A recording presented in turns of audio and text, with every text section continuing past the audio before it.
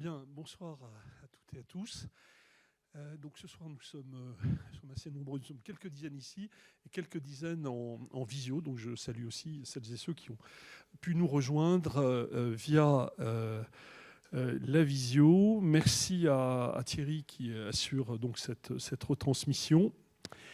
Et merci à l'équipe de la Public Factory, Jeanne ici, Martine là, qui nous accueille, et bien sûr Hélène Surel, la directrice de Sciences Po, qui a pu nous rejoindre, voilà, envers et contre tout.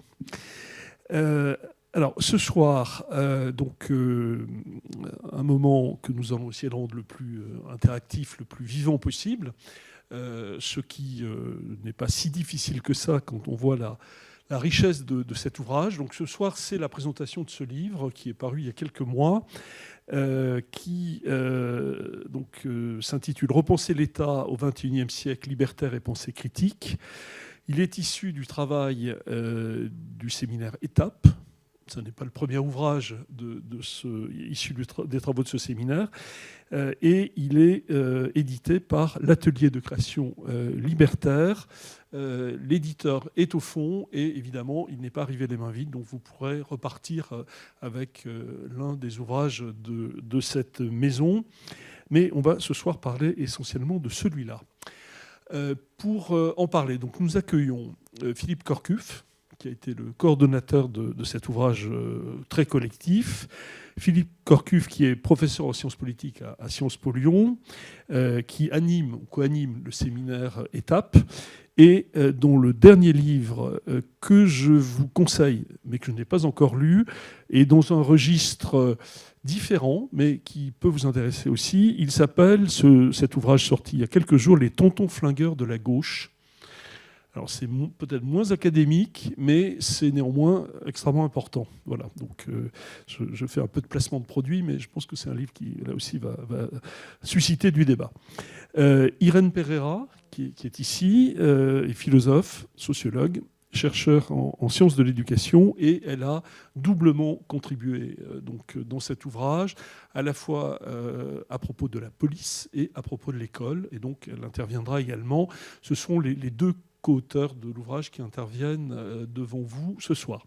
Et ensuite, dans un troisième temps, en discutant, Philippe Zitoun, qui est chercheur en sciences politiques également, directeur de recherche à l'École nationale des travaux publics de l'État, avec un objet privilégié qui ne nous surprend pas ici, qui est la fabrique des politiques publiques.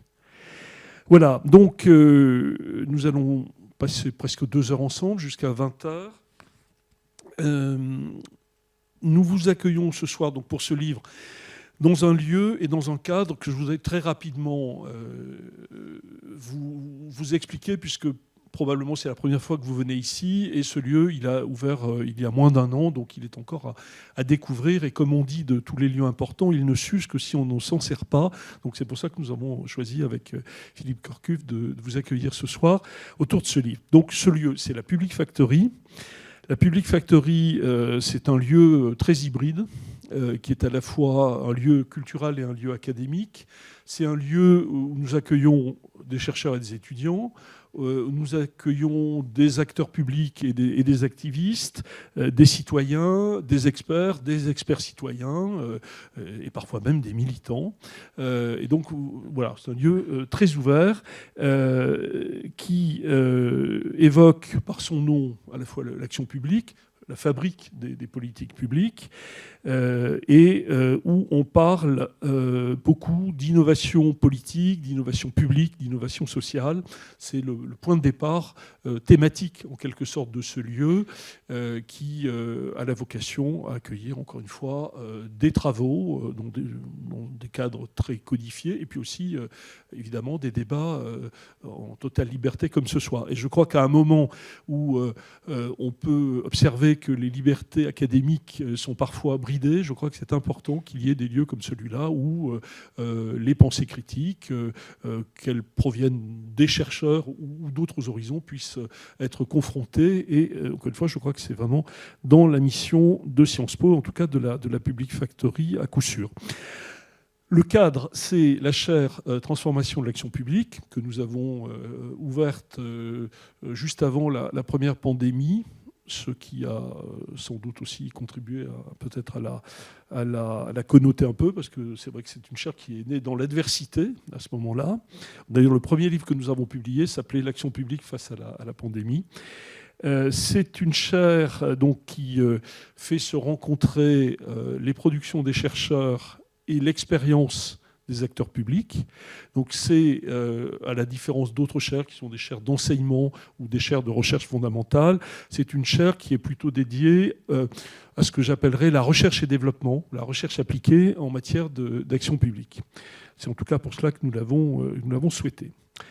Voilà. Alors donc, tout ça pour dire que ici, dans le cadre de la chaire, on parle plutôt de recherche appliquée. Le livre de ce soir, vous pourriez le dire d'emblée, n'est pas forcément de ceux que nous publions, puisque nous avons, encore une fois, plutôt une approche en termes de recherche et développement. Néanmoins, ce livre m'est apparu faisant réellement partie du périmètre des centres d'intérêt de cette chaire, et peut-être qu'au fond, ce que nous faisons ici peut aussi faire partie du périmètre de ce livre. Mais en tout cas, ce livre, il est bien dans notre périmètre, parce que nous avons besoin de penser l'État, de penser sur l'État, de discuter des travaux sur l'État du XXe siècle et quand même maintenant du XXIe siècle, même si nous disions tout à l'heure en aparté avec Philippe qu'il y a une longue tradition au XXe siècle de travaux sur l'État, pas seulement sur les politiques publiques ou l'action publique, mais sur l'État. Et peut-être que, à ce jour au moins, en tout cas avant ce livre, la pensée du XXIe siècle sur l'État est peut-être un peu moins foisonnante. Mais, encore une fois, si j'ose dire, la messe n'est pas dite, et très bien si ce livre a pour vertu de relancer cette discussion. En tout cas, il nous est apparu important de le mettre en débat ici, parce qu'il contribue à mieux comprendre l'État et à repolitiser en quelque sorte les discussions sur l'action publique. Et donc, oui, la pensée critique sur l'État nous aide à avancer sur les terrains que nous avons choisis. Voilà, vous trouverez donc à travers ces quelques dizaines de contributions, une quarantaine, Philippe Oui. Voilà, 26 chapitres, donc presque 30 contributions. Donc je pense que vous pouvez, au fond, tous y trouver des centres d'intérêt qui sont les vôtres. Le livre est très pluraliste, évidemment, en termes d'influence, même si la pensée libertaire et la méthodologie anarchiste, comme l'écrit, je crois, Philippe, a bien sûr beaucoup compté dans cet ouvrage. Mais chacun peut y trouver, à travers la diversité des contributeurs, vraiment des centres d'intérêt.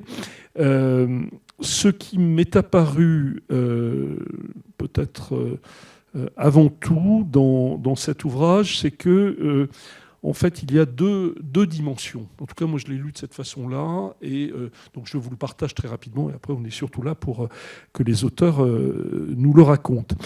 En fait, il y a deux dimensions, me semble-t-il, qui peuvent être intéressantes, en tout cas vues de là où je suis pour ma part, et avec d'autres dans cette chaire. La première dimension, c'est comprendre l'État. C'est comprendre l'État, sa généalogie, ses fondements, mais aussi revisiter des questions qui sont essentielles et qui ne sont pas forcément évidentes. Est-ce que l'État, c'est le mal ou le bien ? Et on voit dans cet ouvrage, comme on voit sans doute aussi dans la pensée anarchiste depuis très longtemps, je n'en suis pas spécialiste, mais j'ai lu dans cet ouvrage aussi beaucoup d'échos de ce travail critique-là. La question de savoir si l'État était le bien ou le mal ou le bien, est une question essentielle. Après tout, on pourrait, dans une lecture un peu rapide de la pensée critique, considérer que l'État est forcément le mal. Mais en même temps, et c'est bien dit notamment par l'article de Geoffroy de Laganerie, l'État, c'est aussi un État qui peut tout simplement aider à créer le droit, produire de la régulation, produire de la protection, et donc l'État, et produire de la protection contre le marché. Et donc l'État, la question même de l'État, de son essence, est une question qui, évidemment, nous intéresse beaucoup. Et donc, voilà, je serais intéressé à ce que Philippe, par exemple, développe cette notion de poison étatiste ou de cette tension entre des visions de l'État également critiques, mais qui partent de points de vue, en tout cas qui n'atterrissent pas au même endroit. Voilà, ça c'était une des questions que je mettais volontiers dans le débat. Ensuite, et pour terminer, ce livre nous aide non seulement à comprendre l'État, mais aussi à comprendre le rapport à l'État. Comment se situer, comment s'organiser, comment, le cas échéant, affronter l'État. Et dans cette logique-là, qui est pour le coup très présente dans le travail critique, mais aussi dans les engagements citoyens, mais aussi dans le débat politique, évidemment, il y a des alternatives, il y a des stratégies possibles à l'égard de l'État. Il peut y avoir des stratégies de fuite, il peut y avoir des stratégies de confrontation, il peut y avoir des stratégies de partenariat. Et tout cela, au fond, on le retrouve aussi dans un certain nombre de ces textes. Voilà, et donc je trouve qu'à un moment où on reparle, ce n'est pas des thèmes nouveaux, mais on reparle de fin de la politique ou de fin du politique, voire de fin de l'État, ce livre vient à un moment très, très utile, et donc je vous invite à aller le fréquenter le plus possible. Voilà ce que je voulais vous dire donc, pour amorcer rapidement cette présentation. Donc, par ordre d'entrée à l'écran, Philippe Corcuff, Irène Pereira, Philippe Zitoun, et ensuite débat avec vous et débat avec celles et ceux qui sont en visio et qu'on n'oubliera pas. Voilà, Philippe.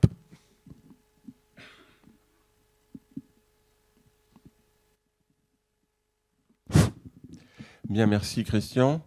Je voudrais d'abord remercier la chaire de transformation de l'action publique de cette invitation, l'équipe de la Public Factory pour l'organisation et Philippe Zitoun pour avoir accepté d'être le discutant du livre. Et donc je salue aussi la présence de nos amis de l'atelier de création libertaire, l'éditeur, qui est une ancienne et néanmoins dynamique maison d'édition artisanale sur la Croix-Rousse. Et nous sommes deux co-auteurs avec Irène Pereira. Donc, pour ma part, je vais présenter des questions générales autour du livre et elle présentera ses deux contributions. Alors, je vais livrer quelques repères, à la fois quant au livre en général, repenser l'État au XXIe siècle, et puis des questions générales sur l'État qui traversent le livre avec mon angle personnel. D'abord, quelques précisions. Le séminaire de recherche militante, libertaire et pragmatiste ETAP, le sigle signifie Exploration théorique, anarchiste, pragmatisme pour l'émancipation, est né déjà en juin 2013. J'en suis un des co-animateurs avec Didier Ekel, qui se trouve dans la salle, qui est un ancien militant anticapitaliste qui vit dans la région lyonnaise, et puis Guy Lagrange, qui est un militant de la Fédération anarchiste en région parisienne. Et le séminaire ETAP est associé à un site, le Grand Angle Libertaire, qui a été créé dans la foulée en septembre 2013 et qui publie notamment des textes issus du séminaire. Donc ce séminaire ETAP souhaite renouveler la réflexion libertaire en ce début du XXIe siècle avec un cadre pluraliste qui va, comme dispositif, un peu, ça ressemble d'une certaine façon à l'idée de la Public Factory. Il s'agit d'associer des militants et des universitaires dans un même dispositif et en faisant dialoguer la pensée anarchiste avec d'autres traditions critiques. Le mot pragmatiste a été pris par nous dans deux sens. D'abord, une confrontation, c'était au tout départ du séminaire avec la philosophie pragmatiste américaine de John Dewey, dont justement les travaux d'Irène Pereira ont été pionniers dans le sens du dialogue entre anarchisme et pragmatisme. Et pragmatiste ensuite, car nous sommes soucieux d'effets émancipateurs sur le réel, davantage que de la promotion d'une identité anarchiste qui peut nous distinguer de certains courants anarchistes. Le séminaire ETAP s'exprime principalement par ses séminaires mensuels. Tous les ans, ça se passe à Paris le vendredi soir de janvier à juin, depuis 10 ans. Voilà pour l'auteur collectif. Le livre. Justement, ce gros livre de 544 pages, 26 chapitres, 5 parties, est issu des travaux du séminaire Étape. La première partie se concentre sur des critiques de l'étatisme. Il commence par la contribution du philosophe anglais Thomas Hobbes à la pensée du Léviathan moderne, qui demeure encore souvent dominante dans les représentations politiciennes de la politique aujourd'hui. Raphaël Pérez rappelle qu'avec Hobbes apparaissent deux mythes de la modernité occidentale, l'État et l'individu. Pour ma part, j'explore les effets de la problématique de Hobbes sur la gauche radicale actuelle, avec notamment fort écho qu'a le dirigeant et intellectuel communiste italien Antonio Gramsci sur cette gauche radicale, et en particulier à travers une critique du populisme de gauche théorisé par Ernesto Laclau et Chantal Mouffe. Manuel Cervera-Marsal suit quant à lui la piste fournie par un des grands penseurs de l'émancipation, Miguel Abensour, qui s'intéresse aux anti-Léviathans, alors Emmanuel Lévinas, Hannah Arendt et Pierre Clastres. Le militant et sociologue anarchiste uruguayen Alfredo Errandonea ouvre le chantier d'un renouvellement de l'analyse de l'État pour un anarchiste du XXIe siècle. Et ensuite, je développe, toujours dans cette première partie, le point de vue d'un anarchisme méthodologique sur laquelle je reviendrai tout à l'heure. La deuxième partie est consacrée aux apports de Michel Foucault et de Pierre Bourdieu quant à l'État. Donc, Geoffroy de la Gannerie, dont on a parlé tout à l'heure, propose un double mouvement à partir de Michel Foucault, une déconstruction de l'État, puis une certaine réhabilitation de l'État et du droit, donc un double mouvement. Je critique ensuite certaines propositions de ce second mouvement. Jean-Louis Fabiani puis Franck Poupeau, qui sont deux sociologues qui ont travaillé auprès de Pierre Bourdieu, reviennent successivement sur les complications du rapport de Bourdieu à l'État, entre d'un côté l'attachement à l'État-providence et la critique libertaire des institutions politiques. Jean-Christophe Angot s'intéresse à une des premières critiques de la forme parti en tant qu'associé à l'État moderne, celle du sociologue allemand Robert Michels, et il prolonge vers les critiques faites par Bourdieu et Foucault. La troisième partie traite des rapports contemporains entre anthropologie et anarchisme à travers trois figures, les Américains James Scott et David Graeber et le Franco-américain Charles McDonald. Alors, on a un texte de Scott et un texte de Graeber qui sont traduits grâce à leur amicale autorisation. Pour Graeber, c'était peu avant son décès d'ailleurs. Sylvain Bull s'arrête sur la théorie politique des sociétés non gouvernables à partir de Scott, et Gilles Darrenou s'intéresse à l'anthropologie de la valeur de Graeber. Et dans un texte inédit, McDonald trace des repères anthropologiques quant aux relations entre État et anarchisme, tout en discutant de manière critique la sociologie de l'État de Bourdieu. La quatrième partie aborde quelques-unes des problématiques critiques contemporaines sur l'État. Donc Irène Pereira s'intéresse au courant décolonial latino-américain. Le Québécois Francis Dupuy-Derry dessine un dialogue entre l'intersectionnalité et l'anarchisme. Albert Augien défend le point de vue d'une démocratie radicale. Bruno Frère et Laurent Gardin interrogent la tradition anarchiste à partir des expériences de l'économie sociale et solidaire et ébauchent la possibilité d'une forme État libertaire. La cinquième et dernière partie ausculte différents terrains. Pierre Bance esquisse une pensée juridique pour des sociétés anarchistes sans État. Donc, qu'est-ce que peut être le droit dans une société sans État? Fabien Jobard examine les rapports entre police et État. Audrey et Célestine comparent les cas des États-Unis et de la France pour ce qui concerne les relations entre racisme et violence policière. Abdelali Hadjat avance l'hypothèse de la mise en place en France d'un État ségrégationniste plutôt que d'un racisme d'État. Il distingue État ségrégationniste de racisme d'État à l'encontre des présumés musulmans, en revenant sur l'affaire du Burkini de l'été 2016. Irène Pereira propose une synthèse sur le rôle de l'école dans la reproduction des normes sociales dominantes. Jérôme Alexandre, qui est un théologien anarchiste, je signale que les éditions libertaires vont publier dans quelques semaines son livre « Le christianisme est un anarchisme ». Donc Jérôme Alexandre, à partir d'une expérience, avant d'être théologien, il était haut fonctionnaire au ministère de la Culture et il analyse la culture comme une idéologie d'État. tout en donnant à l'inverse à l'art une portée subversive libertaire. Enfin, Nathan Delbracin étudie l'échec d'un projet nationaliste arabe de facture culturelle en 1919 et entrevoit la possibilité de ce qu'il appelle un État relativement émancipateur. Donc le livre se situe à la croisée des logiques analytiques des sciences sociales et des logiques normatives de la philosophie politique. Les différentes contributions vont largement dans le sens de l'analyse des contraintes structurelles de domination qui pèsent sur les institutions étatiques et par le moyen des institutions étatiques.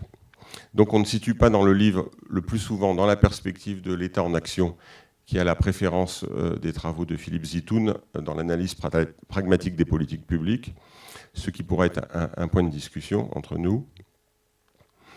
Dans le cadre pluraliste qui est celle du livre, les différents auteurs n'ont pas la même orientation, notamment par exemple pour savoir s'il faut bâtir des sociétés anarchistes sans État ou des sociétés à État émancipateur.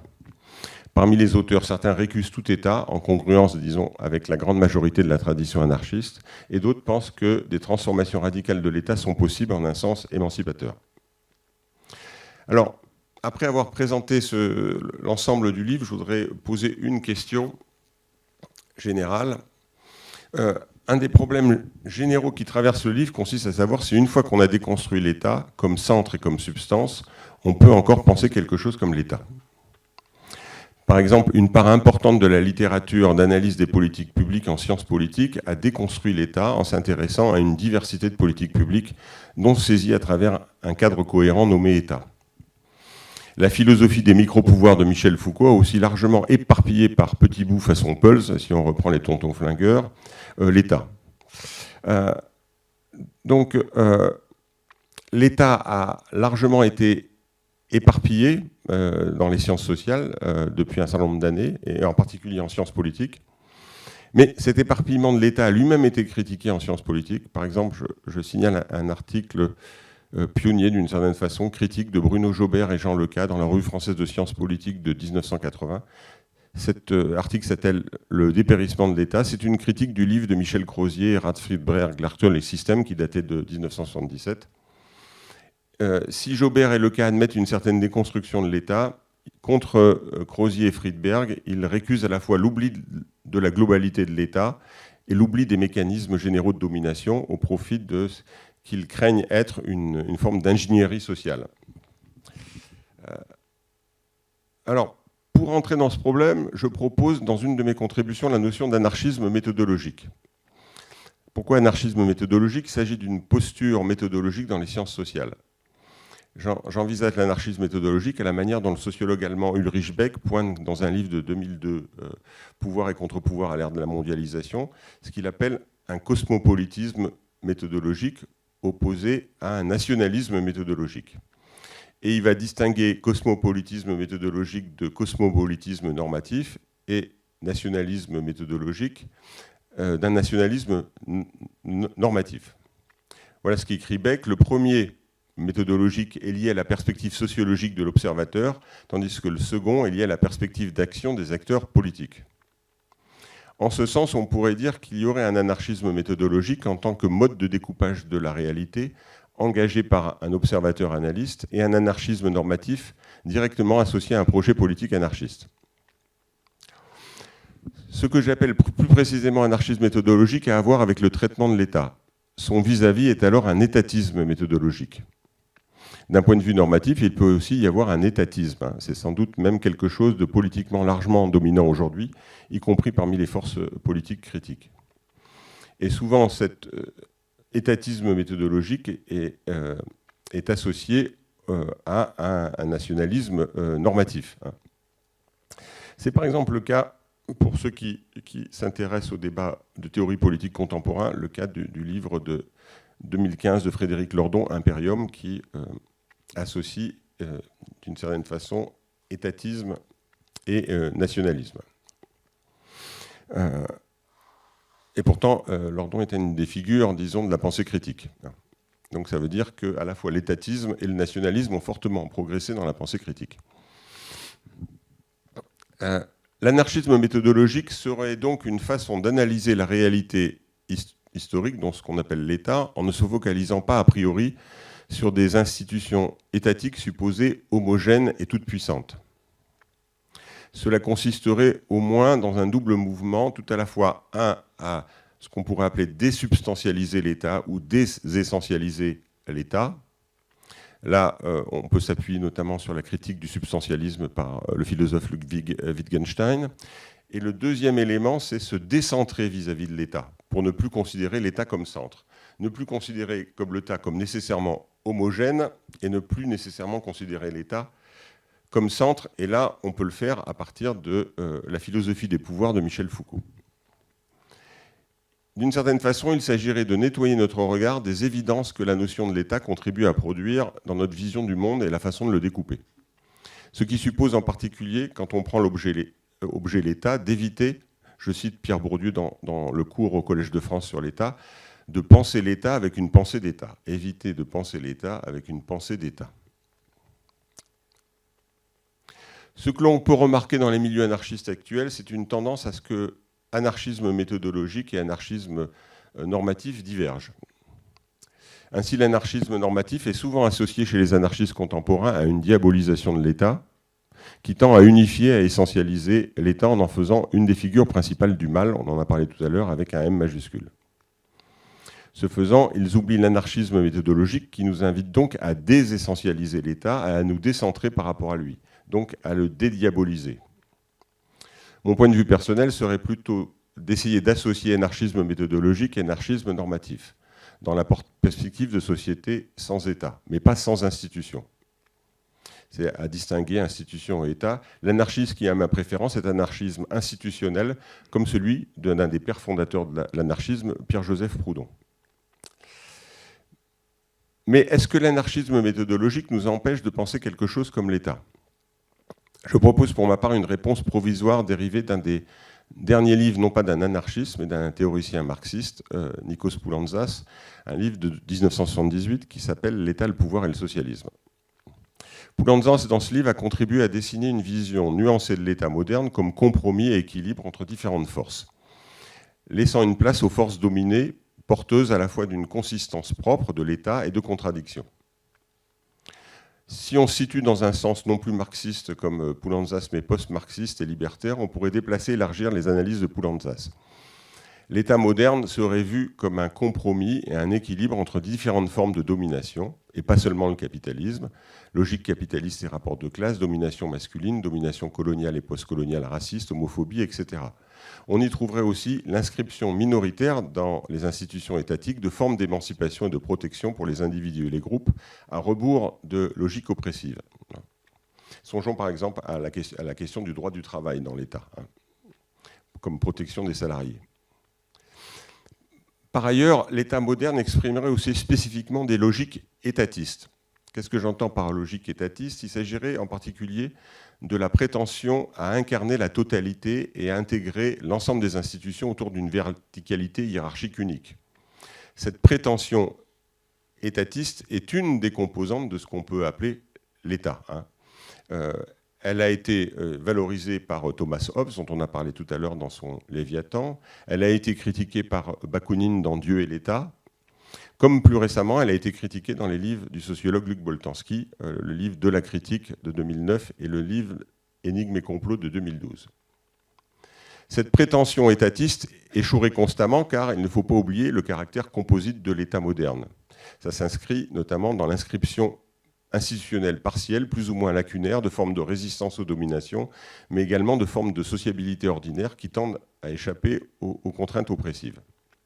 Il ne faut pas oublier non plus la contingence historique qui travaille les processus socio-historiques qui contribuent à fabriquer les institutions étatiques dans des logiques non déterministes ouvertes à l'aléatoire. Ainsi, on aurait une lecture composite et processuelle de l'État qui pourrait penser l'État tout en s'inscrivant dans un anarchisme méthodologique qui désessentialise l'État et qui se décentre par rapport à l'État. Voilà, ce n'est qu'une piste, disons, qui pourrait être une piste transversale par rapport à notre livre. Je vais m'arrêter là et donner la parole à Irène Pereira. Un quart d'heure. Ouais. Bonjour, merci à Philippe de m'avoir invité pour cette soirée et pour présenter deux de mes contributions. Alors, Comme ça a été dit tout à l'heure, il y a dans l'ouvrage cette idée, partagée je pense par plusieurs contributions, de croiser l'anarchisme et des théories critiques qui ne sont pas forcément des théories critiques qui émanent de l'anarchisme, mais qui sont voilà, d'autres influences critiques. Et pour ma part, c'est vrai qu'on me sollicite souvent, j'ai remarqué, pour aborder les théories un peu polémiques du moment. Donc en fait, une de mes contributions porte sur le décolonial et l'autre l'intersectionnalité, qui ne sont pas, y compris dans le milieu anarchiste, des théories qui sont acceptées simplement et qui suscitent en fait un peu les mêmes débats d'ailleurs que dans le reste de l'espace public. Alors, en ce qui concerne la théorie décoloniale, alors déjà, je voudrais aussi recontextualiser un peu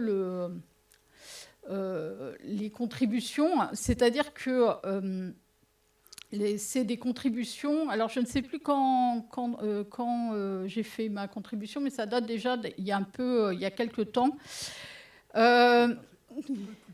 D'accord.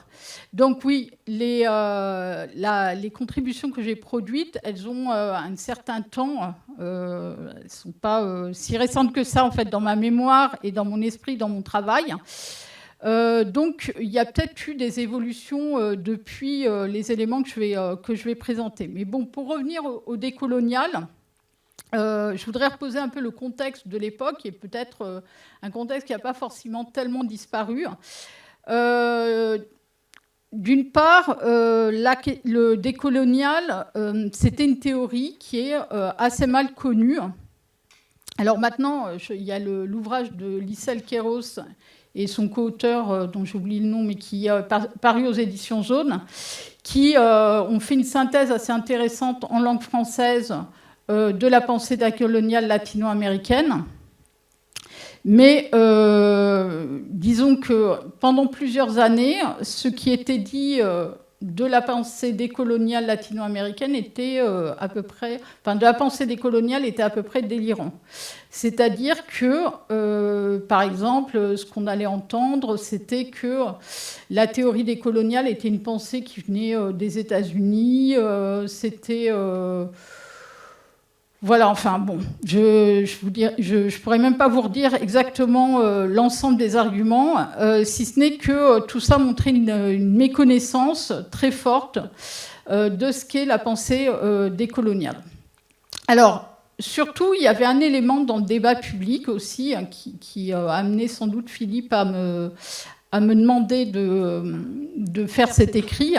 C'est qu'à l'époque, le débat se centrait beaucoup sur une espèce de lien qui était fait entre l'idée de pensée décoloniale et racisme d'État. Il y avait beaucoup de débats sur cette question. Racisme d'État. Alors, en fait, si la notion de racisme d'État... Alors déjà, bon, il y a un certain nombre de personnes, comme Éric Fassin... ont essayé de distinguer racisme d'État et État raciste dans le débat public. Donc un État raciste étant, par exemple, comme en Afrique du Sud, un État qui promeut une idéologie dans son droit lui-même raciste, alors que le racisme d'État est plutôt assimilé par les sociologues à la notion, en tout cas certains sociologues, à la notion de racisme institutionnel. Or, cette notion, elle provient plutôt, effectivement, là pour le coup, d'une tradition états-unienne, plutôt liée aux études africaines-américaines, et en particulier à la théorie critique de la race, dont il s'agit d'une théorie qui a un lien avec l'intersectionnalité, puisque Kimberlé Crenshaw, qui a développé la notion d'intersectionnalité, est elle-même issue de ce courant de recherche. Et c'est un courant de recherche qui suscite beaucoup de polémiques aux États-Unis. Mais disons que déjà l'objet, c'est que, si vous voulez, ce n'est pas une notion qui vient de la théorie décoloniale. Parce que ce qu'on appelle la théorie décoloniale, y compris dans les universités américaines, et à l'époque où j'ai écrit cette contribution, où il y avait beaucoup de choses très fausses qui circulaient sur ce qu'était la pensée décoloniale, ce qui était assez intéressant, c'est qu'il suffisait de taper pensée décoloniale dans d'autres langues que la langue française, par exemple en anglais, en espagnol, en portugais, ne serait-ce qu'en anglais, et vous trouviez toutes les informations correctes. Donc, effectivement, la pensée décoloniale, on la retrouve aux États-Unis, mais parce qu'en réalité, vous avez un certain nombre de penseurs latino-américains qui enseignent aux États-Unis pour des raisons de géopolitique de la connaissance. C'est-à-dire, si vous voulez avoir une carrière, une réception internationale, il vaut mieux aller dans des facs états-uniennes. Donc, en ce qui concerne la question de l'État dans la pensée décoloniale, en tout cas à l'époque, moi, quand j'ai fait cet article, j'ai donc interrogé ce que j'ai dit à Philippe. J'ai dit, mais c'est pas quelque chose, moi, dans ce que je connais de la pensée décoloniale, qui soit réellement central. Donc j'avais fait un peu une recherche à l'époque dans des bases de données pour vérifier. Et c'est vrai que je n'ai pas trouvé, alors sans doute depuis il y a eu peut-être un peu plus d'écrits sur cette question-là, mais à l'époque je n'avais pas trouvé énormément de choses sur la question de l'État dans la pensée décoloniale latino-américaine. Dont le concept central, enfin je ne sais pas si ce sont des éléments qui sont bien connus, et une notion qui est la colonialité du pouvoir. C'est ça qui est le concept vraiment central de la théorie décoloniale latino-américaine, et qui s'est ensuite décliné en colonialité du genre, en colonialité du savoir. Voilà, il y a un certain nombre d'auteurs ensuite qui ont décliné cette notion, mais pas forcément autour de la question de l'État. J'avais trouvé, je crois, une occurrence autour de la critique quand même de l'État-nation, mais c'est pas, si vous voulez, un concept. La critique de l'État n'était pas un concept central de la pensée décoloniale. Pourtant, c'est quelque chose qui peut nous interroger, surtout d'un point de vue anarchiste, parce que lorsqu'on lit, par exemple, James Scott, les anarchistes, les anthropologues anarchistes ont mis en lumière le fait qu'en fin de compte, la forme État, c'est une forme qui a colonisé le monde à partir du centre du système monde eurocentrique, pour reprendre les termes de la pensée décoloniale. Donc en fait, on pourrait avoir tout à fait une critique décoloniale de l'État, mais ce n'était pas une notion qui était aussi centrale que ça dans la pensée décoloniale latino-américaine. Et à l'inverse, alors justement sur cette question de l'État et des théories critiques actuelles, Francis Dupuy-Derry dans l'ouvrage remarque que la théorie, enfin la notion d'intersectionnalité, donc les travaux qui se sont développés autour de cette notion, convoquent assez peu l'État, là aussi. C'est-à-dire que l'intersectionnalité, c'est donc une notion qui entend croiser sexe, race et classe. Mais, et c'est ce que dit Francis Dupuy-Derry, je suis d'accord avec lui, la question, enfin voilà, c'est très bien documenté dans son article, mais pour travailler sur l'intersectionnalité, j'avais constaté la même chose. La question de l'État est relativement absente, en fait, de ces travaux. Dans mon article sur la certification scolaire, enfin le rôle de l'État dans la certification scolaire, etc., mon approche, elle est intersectionnelle. Là aussi, je tiens à rappeler le contexte un contexte qui est celui d'utiliser en fait l'approche intersectionnelle pour aborder la question de l'éducation nationale en France. C'est une orientation qui est extrêmement polémique. dans le sens où, par exemple, lorsque j'étais à l'INSPE de Créteil, nous avions organisé un colloque, j'étais co-organisatrice d'un colloque sur l'intersectionnalité en éducation, et ça a été extrêmement difficile pour réussir à tenir ce colloque. Donc on parlait tout à l'heure des libertés académiques.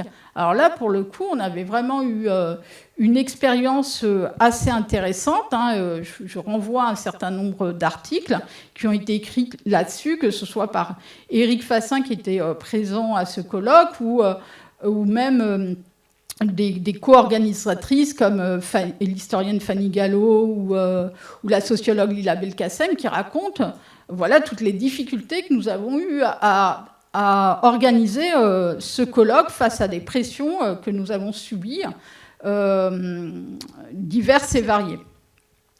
Alors, donc l'objet de mon article, il est effectivement, dans une perspective intersectionnelle, d'interroger le rôle assez central, en fin de compte, de l'État à travers la certification scolaire, c'est-à-dire et à travers le fonctionnement en fait de l'école en tant qu'institution. Sur quoi repose mon article? Il repose sur un ensemble de littérature sociologique qui s'intéresse par exemple à la manière dont l'école reproduit les normes de genre, que ce soit filles-garçons ou les questions LGBT. Le rôle de l'école dans la reproduction des classes sociales, en particulier par la manière dont l'école va distribuer dès la fin du collège les élèves en fonction de leur classe sociale, mais aussi de leur origine migratoire, dans des filières d'orientation, et filières d'orientation qui distribuent aussi les personnes, en fait, dans des professions, enfin, dans leur accès aux professions, qui conditionnent leur accès à certaines professions et qui, en fin de compte, conduisent à la reproduction sociale. Alors, la question de la reproduction sociale par l'école, c'est un phénomène qui est bien connu. C'est un peu la base de la sociologie de l'éducation, les travaux de Pierre Bourdieu. Mais ce que j'ai voulu montrer à travers cet article, c'est qu'il n'y a pas que la classe sociale. Il y a aussi, je l'ai dit, le genre. Ça, il y a des travaux aussi qui sont assez anciens, déjà avec Nicole Mosconi jusqu'à aujourd'hui Isabelle Collet, par exemple. Sur la question de la race, c'est encore compliqué de mener des travaux là-dessus, on le sait. Il y a une thèse récente, par exemple celle de Laura Foy, qui s'intéresse à cette dimension-là, c'est-à-dire à la manière dont l'école peut avoir un rôle du point de vue des questions ethno-raciales. Et il y a aussi des travaux qui sont menés sur les questions LGBTQI. Je pense aux travaux de Gaëlle Pasquier, par exemple, ou de comment elle s'appelle, Gabrielle Richard, entre autres. Et sur la question du handicap, là aussi, l'école joue un rôle aussi dans la manière dont déjà on va être étiqueté en fait en élève en situation de handicap. Y compris si on rentre dans la finesse de l'analyse, c'est-à-dire que lorsque vous allez être reconnu en situation de handicap, ça va vous donner certains droits. C'est un peu ambivalent, c'est-à-dire au sens où ça va vous étiqueter comme handicapé, voilà, au sens de Goffman, et en même temps, ça va vous faire accéder à certaines possibilités, par exemple un tiers-temps, d'autres aménagements scolaires. Et donc, ça met les parents en situation de se demander, voilà, est-ce que je fais ou non reconnaître mon enfant en situation de handicap pour bénéficier de tel ou tel droit et tel aménagement que prévoit l'institution scolaire. Donc, voilà, j'ai voulu montrer ces éléments-là à travers mes deux contributions. Et montrer en fait voilà, comment la question des approches critiques qui sont aujourd'hui, voilà, qui sont discutées actuellement, pouvaient ou non s'articuler avec une réflexion anarchiste, dans la mesure où il me semble que l'anarchisme aussi s'est toujours nourri de nouvelles théorisations. Et aussi, ce qu'on peut remarquer, pour faire un parallèle entre deux époques un peu différentes, c'est aussi qu'il y a toujours eu, de manière assez surprenante, au sein du milieu anarchiste, une sorte de réticence parfois aux nouvelles pensées. Par exemple, lorsqu'on regarde mai 68, l'histoire de mai 68, les courants qui ont été les plus impliqués dans mai 68, c'était les courants marxistes libertaires qui n'étaient pas forcément bien reçus de la tradition anarchiste majoritaire. Et aujourd'hui, c'est un peu la même chose que l'on retrouve avec ces questions autour de l'intersectionnalité décoloniale, c'est-à-dire une difficulté, là aussi, à admettre, à laisser une place à ce type de réflexion qui entendent croiser effectivement l'anarchisme et d'autres théories critiques. Voilà un peu pour faire la synthèse de ce que je voulais vous présenter par rapport à mes contributions.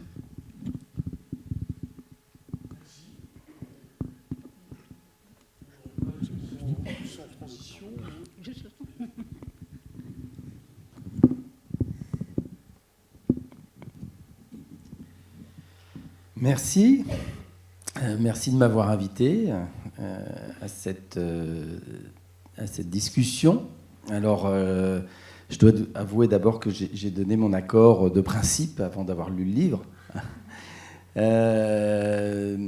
Et avant, bien sûr, parce que ça portait sur la question de l'État, parce que ça venait de Philippe, avec qui j'ai de nombreuses discussions passionnantes, même si on n'est pas toujours d'accord. Bon,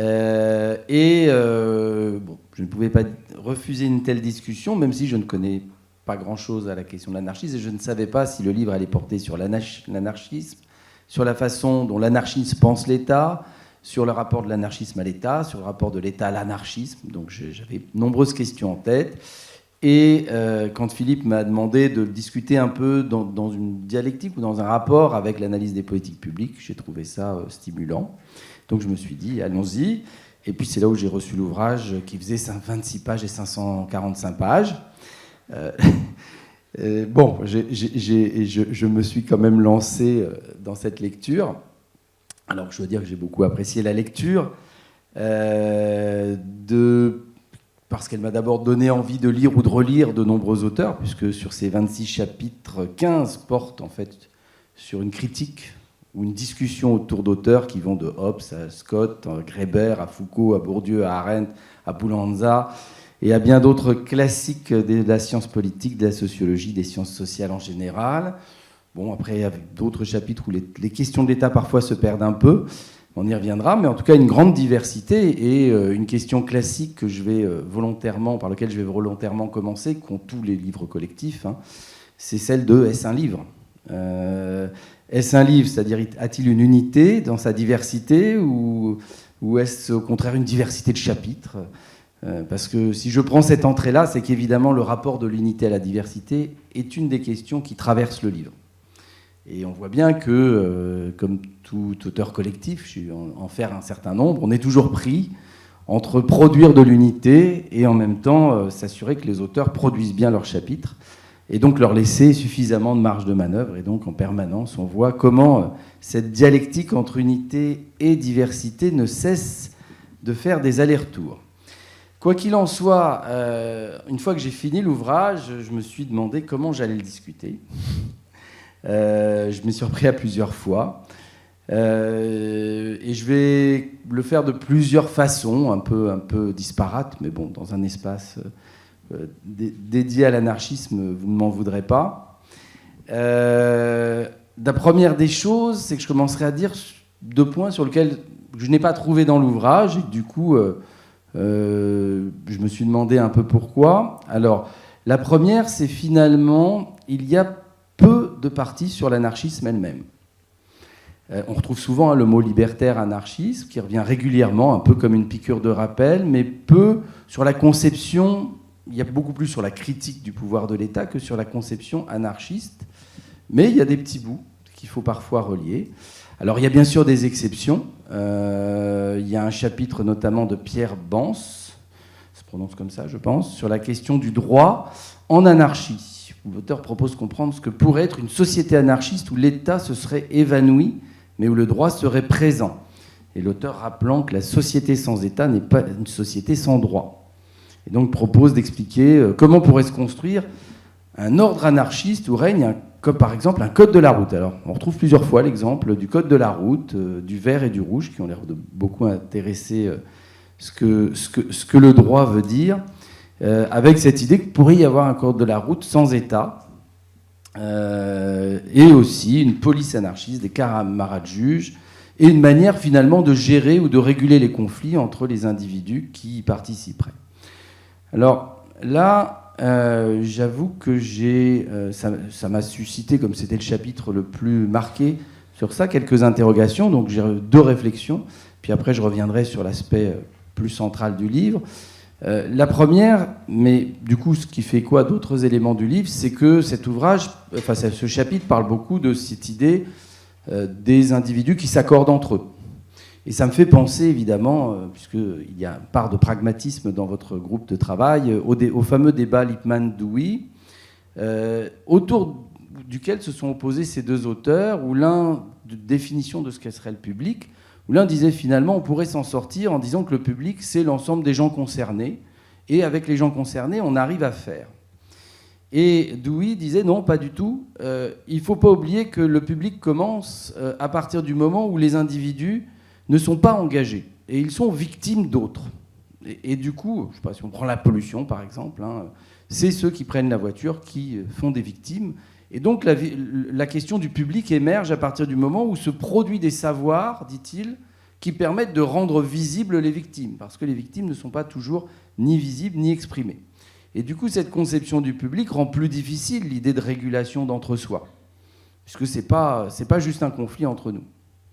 Voilà, donc c'était une première réflexion. Et la deuxième, elle m'est venue parce qu'il s'avère que je reviens du Cameroun, et qu'avant-hier, j'avais une longue discussion avec un chercheur camerounais qui travaillait sur Boko Haram et qui est convaincu, alors on a discuté ensemble, et qui est convaincu que si le terrorisme s'est installé dans cette région-là du Cameroun, enfin qui est frontalière, c'est justement parce qu'elle était oubliée par l'État.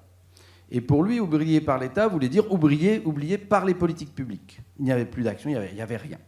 Et donc ça contribuait, selon lui, à forger, à reforger en tout cas des mondes où les tribus se croisaient entre elles et où du coup la question du terrorisme venait, en tout cas de la contestation de l'État, se transformait en terrorisme. Bon, c'est évidemment, je ne l'ai pas fait exprès, mais c'est arrivé au moment où je réfléchissais sur des questions que je pouvais vous poser. Donc c'est évidemment un élément qui vient dans cette discussion. Le deuxième absent, évidemment, mais ça tu l'as dit Philippe dans ta présentation, c'est la question des politiques publiques. Et pourtant, elles sont un peu partout dans l'ouvrage. Alors c'est pour ça que je voudrais y revenir.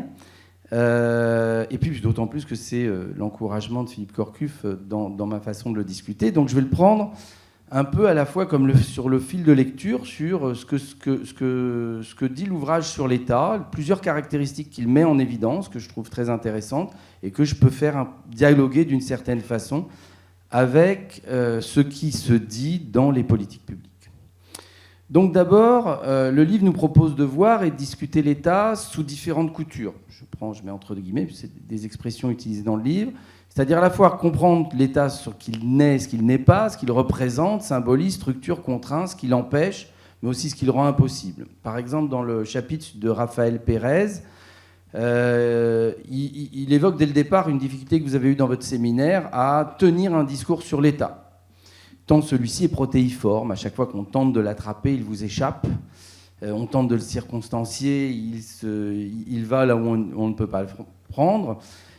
Et que finalement, devant cette difficulté, une remarque sur la façon, des façons contemporaines de l'aborder, ça a été de le prendre par le petit bout, d'une certaine façon, Philippe en a parlé dans son introduction, de l'aborder empiriquement par la police, la santé, mais ce que vous avez fait aussi dans l'ouvrage, les tribunaux, c'est-à-dire aussi par les politiques publiques. J'y reviendrai. Mais dont l'auteur dit, finalement, est-ce que c'est quand on se prend par le petit bout de la lorgnette, n'oublions-nous pas l'État, c'est-à-dire rediscuter.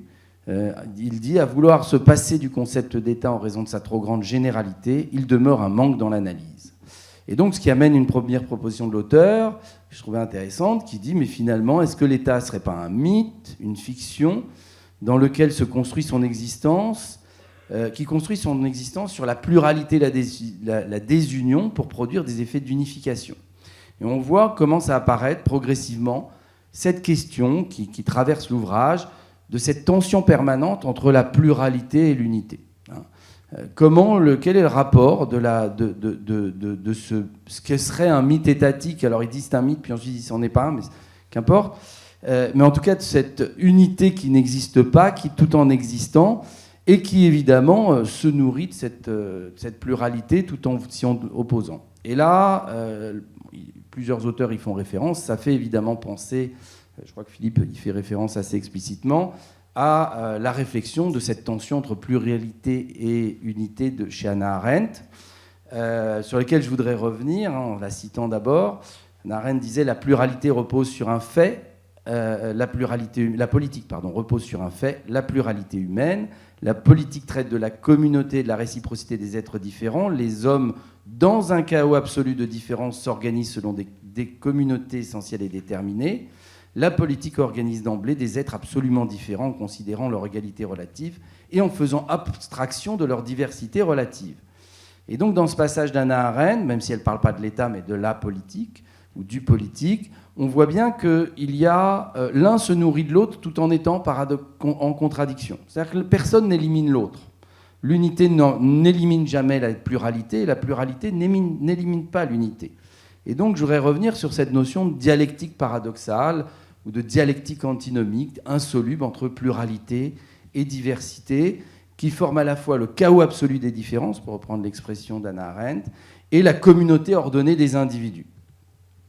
Donc ça, c'est un point important qui est souligné dans le livre, mais qui parfois, à mon sens, n'arrive pas à savoir est-ce qu'on arrive à penser les deux ensemble. C'est-à-dire que les deux étant antinomiques, est-ce qu'à chaque fois, on a l'impression qu'on s'échappe de l'un pour aller vers l'autre? Mais n'y a-t-il pas, dans le concept de dialectique antinomique, c'est-à-dire l'idée des deux concepts qui s'alimentent l'un l'autre, et c'est ce que disent un certain nombre d'auteurs, quelque chose pour aller plus loin. Deuxième dimension aussi sur ces tensions, c'est la question de l'État, par exemple, posée dans le chapitre de Cervera Marézal, j'espère que je n'écorche pas les noms, qui pose la question du rapport à ce que Rancière nomme la police, c'est-à-dire, non pas la police policière, mais la police au sens de l'organisation des pouvoirs, la distribution des places et des fonctions. Chez Rancière, c'est un État qui cherche à domestiquer les désordres, quelque chose d'important. Et de l'autre, souligne l'auteur, une dimension plus agonistique, plus conflictuelle, en fait, qui fait référence à la fois, l'auteur n'en parle pas, mais d'autres chapitres en parlent, de ce qu'il y a chez Chantal Mouffe et d'autres choses sur la notion de la politique comme conflit fondamental, mais aussi chez Rancière. Rancière oppose le concept de police à celui de politique, et dit le politique c'est le conflit et la police c'est l'ordre.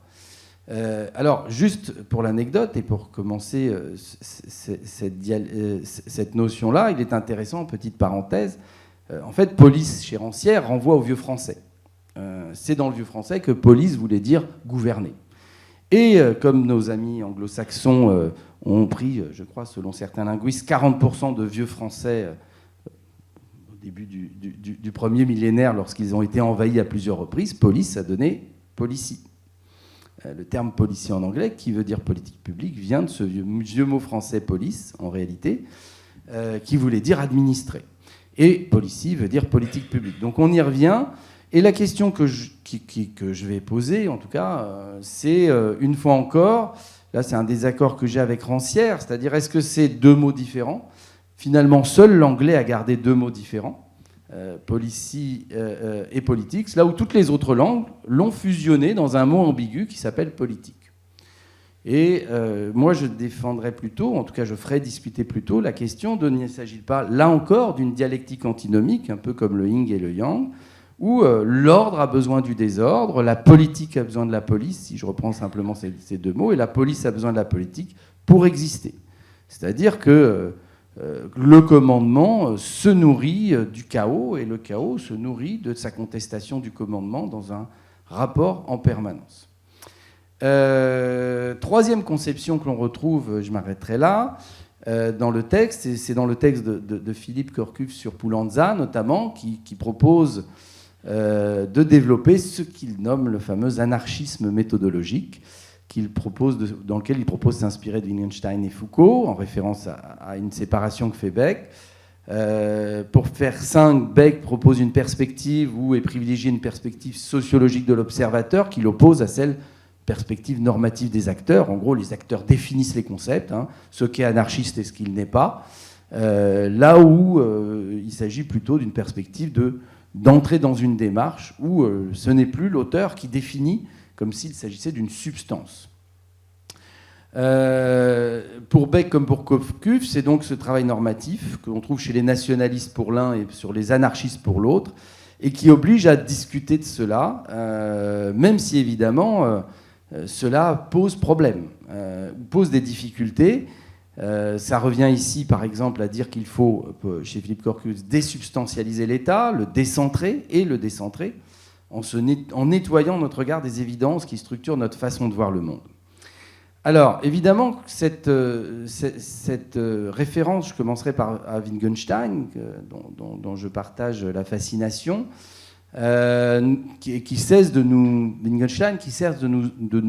obliger à nous décaler, et qui conteste cette philosophie normative, qui consiste à définir le sens des concepts pour proposer d'observer les jeux de langage. Comment les acteurs, comment les individus, comment nous définissons les choses, associons des mots, des phrases ensemble, pour leur donner du sens. Mais du coup, il encourage et refuse l'idée que, pour comprendre ça, nous devons refuser de vouloir nous-mêmes les définir, d'être absorbés par la subjectivité des choses, dit Wittgenstein. Et donc là, on voit qu'il y a un conflit avec les anarchistes eux-mêmes qui veulent définir l'anarchisme, au point que j'avoue que du coup, le terme anarchisme dans ces cas-là ne devient-il pas, c'est une question que je pose, un problème, parce qu'il est empreint de sens, et je ne lui ai pas trouvé un sens particulier, dans le sens où désensatialiser l'État, ou se décentrer n'est pas une spécificité du mouvement anarchiste, Philippe l'a dit tout à l'heure, il y a plein d'auteurs qui l'ont fait. Je reviendrai sur Dewey, par exemple, qui n'a de cesse de dire qu'il faut désessentialiser, refuser de chercher la définition des concepts eux-mêmes, et qui n'était pas, je crois, un anarchiste. Donc il y a un refus d'une ontologie des concepts. Les concepts n'ont pas à définir par eux-mêmes, mais observer la façon dont les individus les définissent, les utilisent, les mêmes. Et dans ce pragmatisme, et ça me fera un lien, se trouve une méthode pour définir les concepts qui consiste à dire, plutôt que chercher à les définir, observons-les d'abord en action.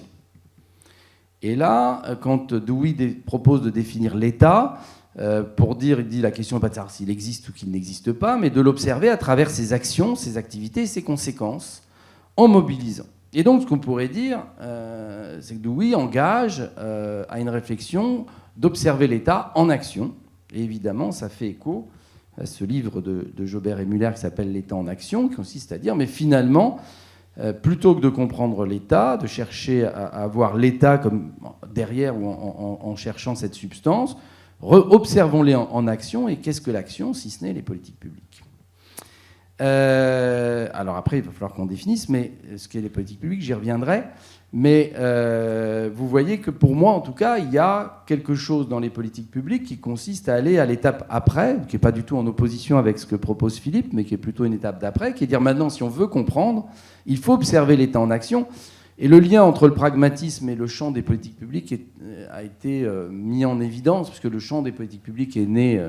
on va dire aux alentours des années 1940, mais avec déjà une influence très marquée par le pragmatisme, puisque ça s'est passé à l'université de Chicago, principalement, autour de personnalités comme Merriam, Laswell, Simon, et quelques autres, qui eux-mêmes étaient très influencés par cette école des politistes de Chicago, parce qu'il y avait tout le monde connaît l'école des sociologues et des économistes, mais il y avait aussi une école des politistes, a été très influencé par Dewey, était lui-même à Chicago pendant quelques années. Il y a un livre sorti en 2019 par William Dunn, décédé récemment, qui remonte un peu cette influence. Et notamment dans l'influence, il y a l'idée qu'il faut arrêter de chercher à définir l'État, mais il faut essayer de le comprendre tel qu'il est.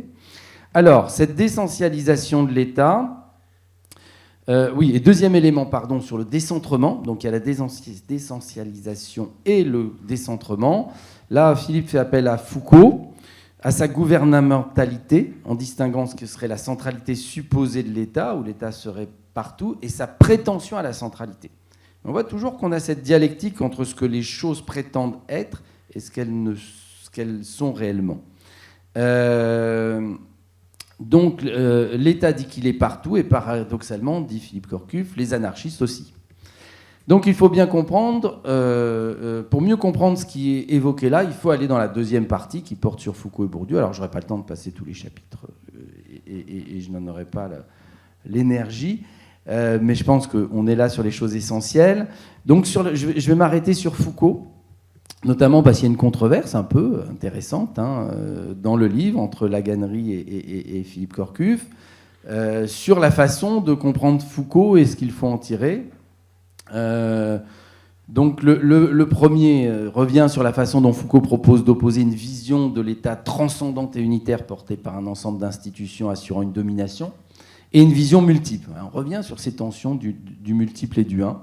La multiplicité des rapports de force qui sont immanents au domaine où ils s'exercent et sont constitutifs, et donc il fait du premier l'instrument du second. Les rapports de pouvoir se mettent en place d'abord dans la société pour être ensuite repris, instrumentalisés par l'État. C'est la façon dont l'auteur voit Foucault, c'est-à-dire un Foucault qui finalement s'intéresse au pouvoir sans État et l'État qui intervient après. En tout cas, et donc après, il va faire une proposition qui est de rejeter cette marginalisation de l'État pour s'interroger sur le rôle en bas que jouerait l'État, et notamment...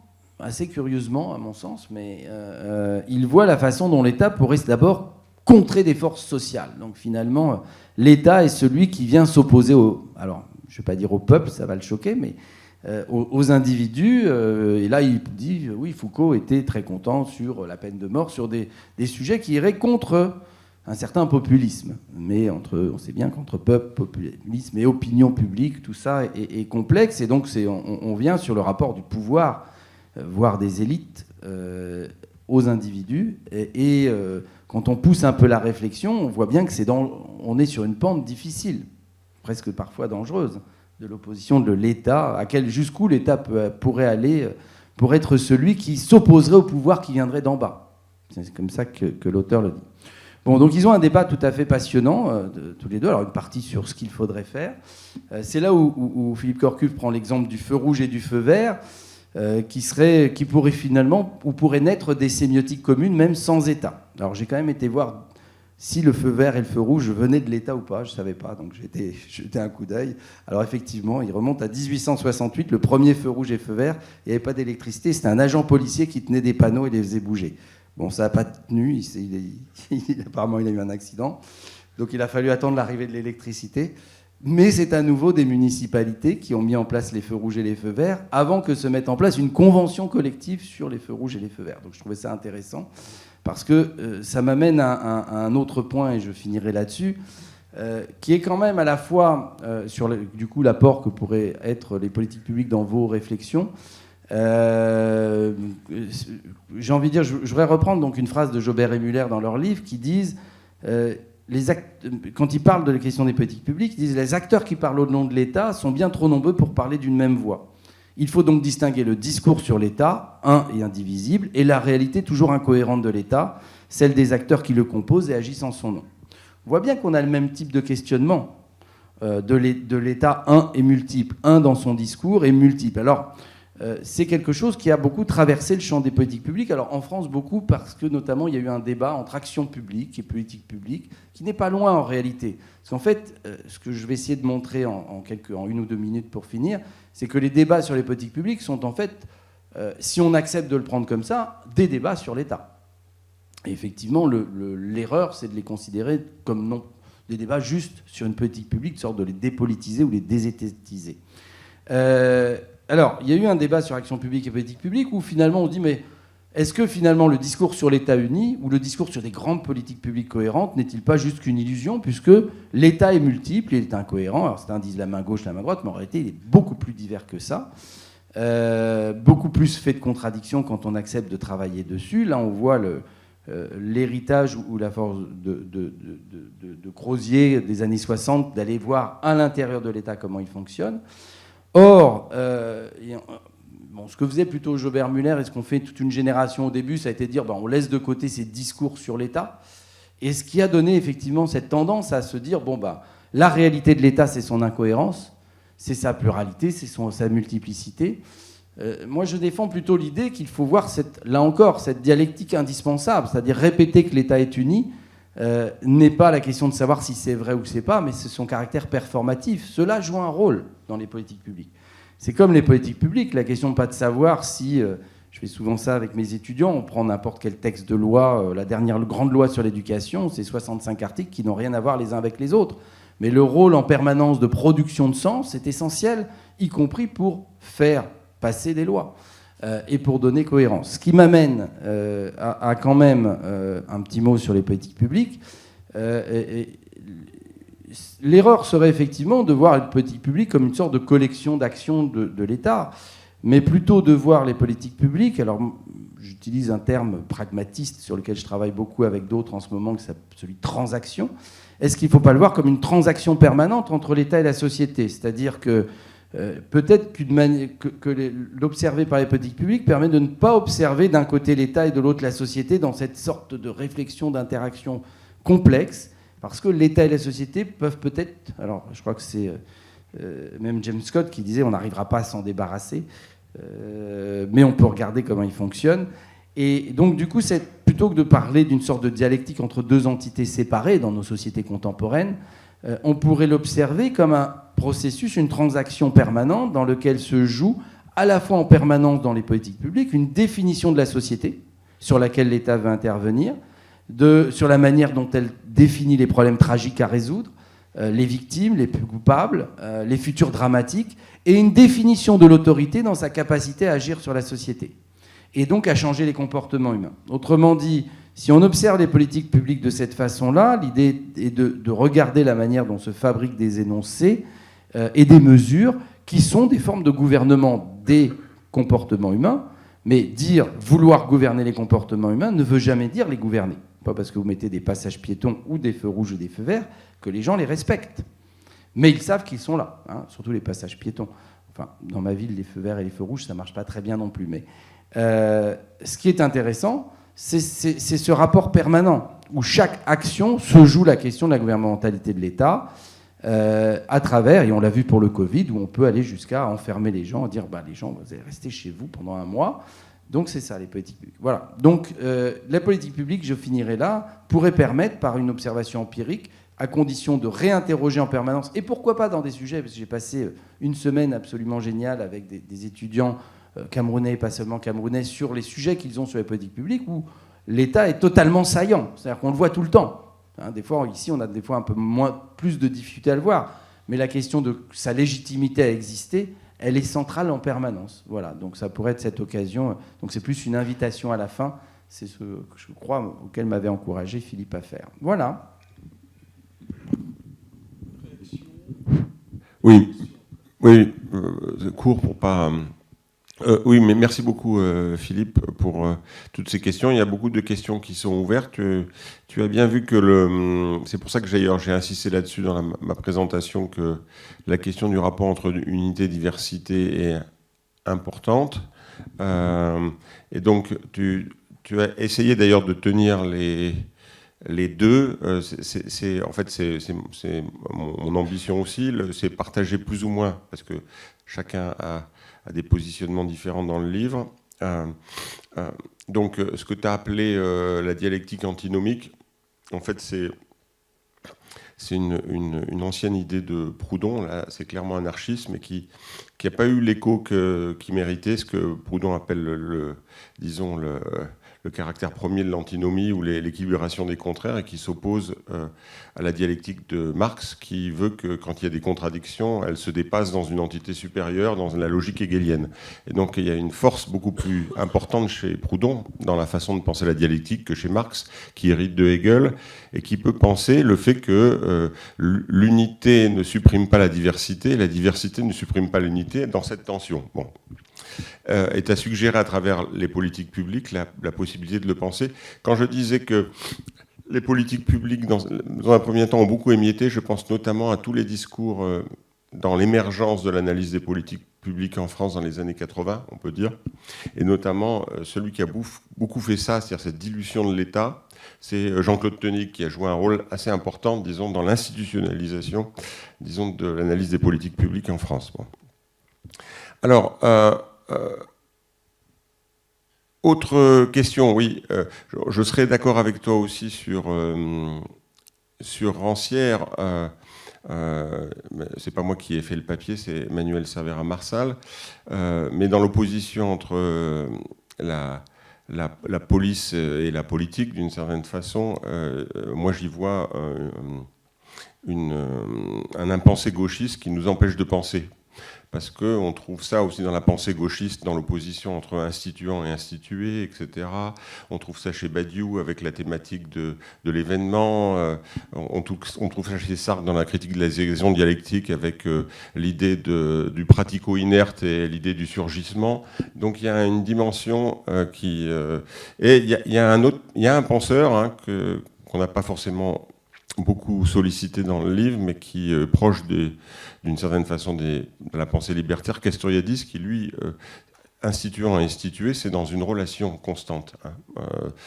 Ça, c'est un élément important, c'est-à-dire dans cette opposition n'est pas toujours complètement... Alors, c'est vrai que les penseurs anarchistes, parce qu'on a voulu se projeter dans le dialogue avec les pensées contemporaines aussi, ils sont présents, mais moins présents. Il n'y a pas une définition de l'anarchisme, parce que évidemment, il y a comme dans tout courant politique, il y a des définitions assez différentes de l'anarchisme en fonction des courants. Mais pourquoi avoir appelé ça anarchisme méthodologique ? Parce que je centre sur la question du rapport à l'État et que les penseurs anarchistes type Proudhon, type Bakounine, classiques, ont eu cette mise en cause de l'évidence de la centralité de l'État. Hein. Après, les militants anarchistes ont beaucoup diabolisé l'État, hein, et souvent en associant État simplement à police, en ne voyant pas le complexe d'institutions. Bon. D'ailleurs, certains marxistes font la même chose hein, sur l'idée d'appareil d'État et en mettant la centralité sur la question de la police. Donc c'est surtout la mise en cause de ces évidences et chez Proudhon notamment l'attention aux pratiques, hein, bon, qui est déjà... Irène l'a beaucoup écrit, c'est que peut-être que Proudhon est un des premiers pragmatistes. Hein, bon.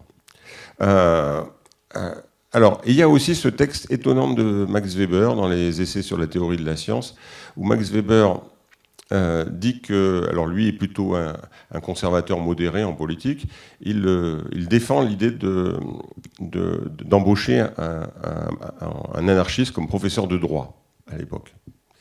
Et il dit le juriste anarchiste n'aura pas les mêmes évidences que nous dans le rapport à l'État, et donc il va faire progresser la théorie du droit. Voilà, disons, l'idée de Weber, et donc c'est en ce sens-là aussi que j'ai parlé d'anarchisme méthodologique. Voilà.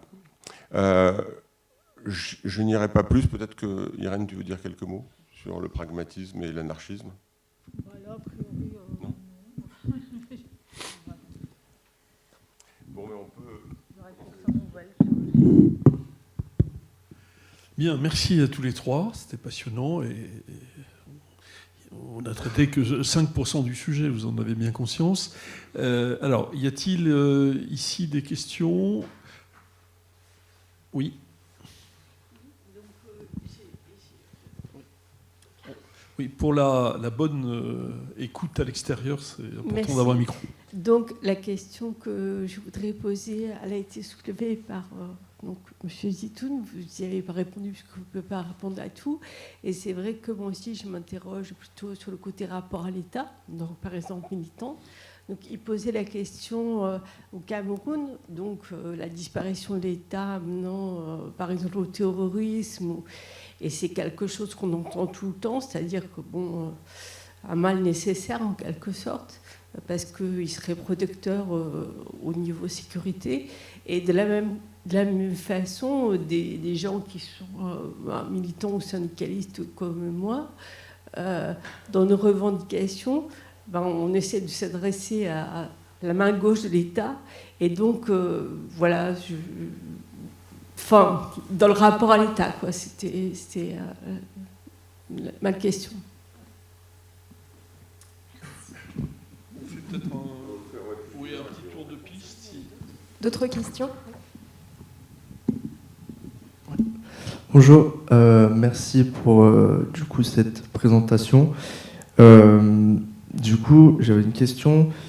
Du coup, également dans la perspective que propose Monsieur Zitoun, à savoir analyser revenir en fait aussi un peu ce que il me semble Foucault souhaitait, c'est-à-dire s'attarder aux pratiques et du coup revenir aux pratiques de l'État plutôt qu'à son essence. Et je voulais savoir, vous demander un peu comment aujourd'hui on pourrait appréhender les pratiques répressives de l'État, à savoir que du coup est-ce qu'on doit les saisir comme des pratiques exceptionnelles, de par notamment la façon dont les pratiques répressives sont au cœur de la construction socio-historique de l'État, ou est-ce qu'on peut les considérer du coup dans une perspective d'action publique comme des pratiques de politique publique ou d'action publique comme les autres?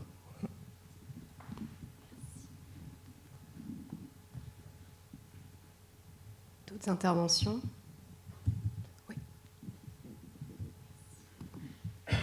Je vais rebondir sur ce que disait Philippe Zitoun, mais pour commencer, dire toute la difficulté qu'il y a à poser deux termes, État et anarchisme. L'État, c'était un monsieur qui s'appelait Charles Titus, 1131. Il avait recensé 145 définitions différentes de l'État. Tout ça pour nous amener dans les années 70, 60, avec le CSO qui nous dit l'État, c'est un conglomérat de choses disparates. Voilà. Donc c'est difficile à saisir l'État, en fin de compte. Et puis alors l'anarchisme, mais il y a autant d'anarchisme en réalité qu'il y a d'anarchistes. Hein. Je dis ça en faisant exprès de caricaturer un peu, mais comment confondre un Stirner avec un Bakounine ou un Kropotkin? C'est pas du tout les mêmes conceptions, même de la liberté, c'est pas les mêmes. D'un côté, on a la toute-puissance du moi-je, en termes de liberté, je fais ce que je veux.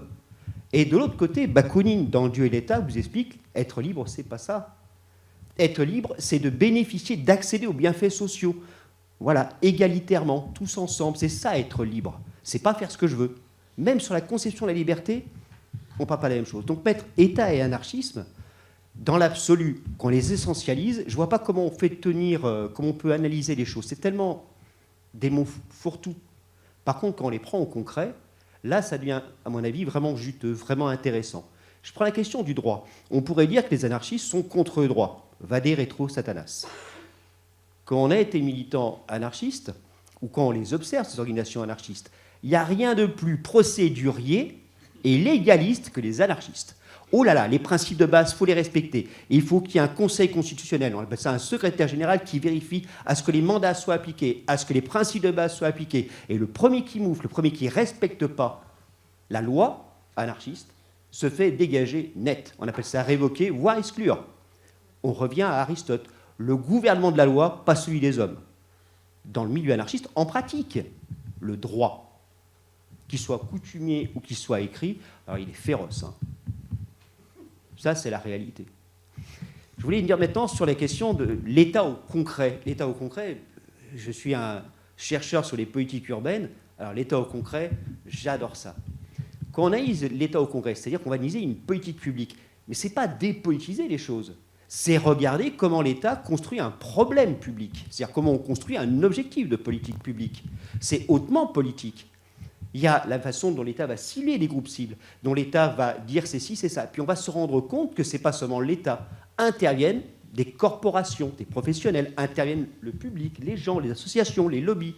On se rend compte que même la définition d'une politique publique, du but d'une politique publique, c'est très interactif. C'est pour rebondir sur cette question du lien avec la société, entre État et société. C'est bien plus dialectique qu'une vision simplement de dire c'est l'État qui décide de tout, ou alors l'État n'existerait pas. Dans le programme d'action, dans les techniques mis en place par l'État, là aussi c'est intéressant de voir quels sont les outils, comment l'État les manie. Je trouve que cette analyse étatique de l'État au concret, donc l'analyse de l'action publique, est vraiment intéressante pour comprendre ce qu'est l'État, à quoi il sert. Est-ce qu'il est indépendant? Je vais parler plus concrètement. Est-ce qu'il est indépendant des groupes de pression? Est-ce qu'il est indépendant des groupes financiers? Est-ce que c'est très différent, faire ce travail d'une analyse de l'État au concret, de ce qu'a fait en son temps, je prends Pierre Kropotkin, un bouquin épais comme ça qui s'appelle « La Grande Révolution ». C'est un pavé. Hein.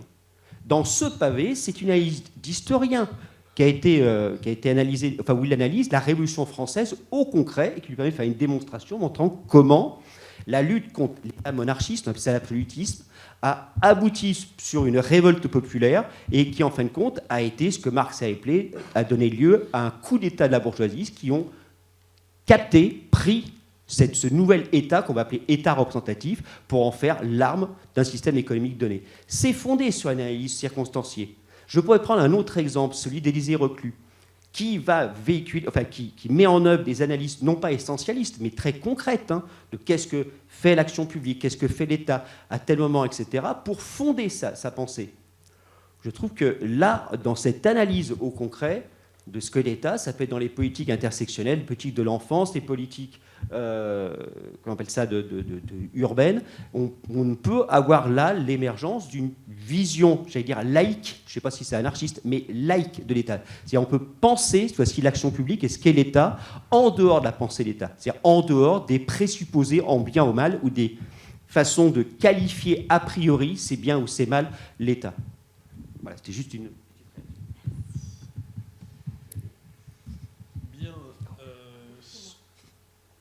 Première réaction de votre côté. J'aurai une question après. Bien. Oui, il y a plusieurs questions sur la question de l'État qui manque, protecteur, le mal nécessaire. Bon, mon point de vue, qui n'est pas le point de vue de tous, hein, parce que je l'ai dit que dans le livre, certains défendent l'idée d'un État libertaire. En fait, moi, je défends un anarchisme que j'appelle institutionnel. Donc il faut qu'il y ait des institutions, comme dans la pensée anarchiste, en fait, dans les classiques de l'anarchisme, il y a des institutions. Hein. Mais je vais couper ces institutions de ce que j'appelle l'étatisme, c'est-à-dire de la prétention à intégrer l'ensemble des institutions sur un axe vertical. Voilà. Et c'est contre cette prétention. Ça veut dire que toutes les institutions ne doivent pas être unifiées autour d'un seul axe. Ça veut dire qu'il y a des institutions, il y a une galaxie d'institutions qui ne doivent pas être regroupées autour d'un seul axe. Par rapport à cette prétention, d'une certaine façon, comme on l'a dit, ça fonctionne déjà comme une galaxie, mais avec l'idée d'une prétention qui est ramenée sans arrêt dans le débat. Donc, il y a souvent le préjugé par rapport aux anarchistes de État, ça serait quelque chose sans institution. Hein, donc, ce n'est pas le cas.